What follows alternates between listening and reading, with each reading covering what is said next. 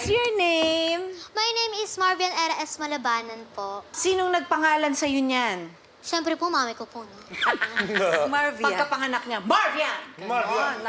Na-decide Marvian. na agad. Balita ko, may mga nasalihan ka na raw ng mga contest. Opo. Yung contest po na sinarihan ko, journalism po. Ako po ay isang radio broadcasting in Filipino po. Aba, sample naman dyan. Sige po. Ay, may props. May props. Ngayon, nandito tayo sa Idol Kids Philippines at nandito ang ating correspondent mula sa Idol Kids Philippines. Please come in, Marvian. Sa ulo ng mga nagbabagang balita, Idol Kids Philippines sumarangkada na. Buong bayan excited na sa audition episodes kasama ang 4 na Idol judges.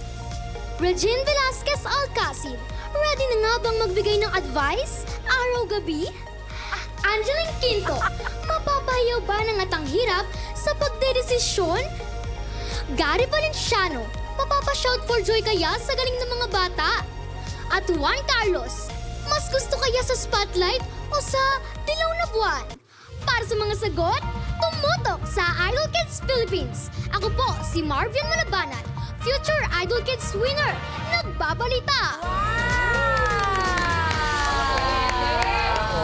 Ang galing mo naman. Thank you po. May nabalitaan din ako, may source din ako. I love it! Thank you Yan po. si Ate Angge, nagjo-journalism din yan. So, pasampulin natin. Alam mo, Para sa akin.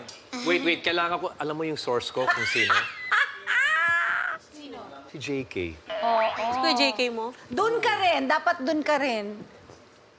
Tungkol sa panahon na lang, sa weather natin. Oh, ito tayo ulit sa Idol Kids at ang correspondent natin, walang iba kundi si Angeline Quinto. Pasok, Angeline. Maraming salamat, Sir Gary. At ito na nga ang isang napakalaking bagyong papalapit sa Pilipinas ang nakita habang ang Pilipinas naman ay papalayo ng papalayo. Paano yun?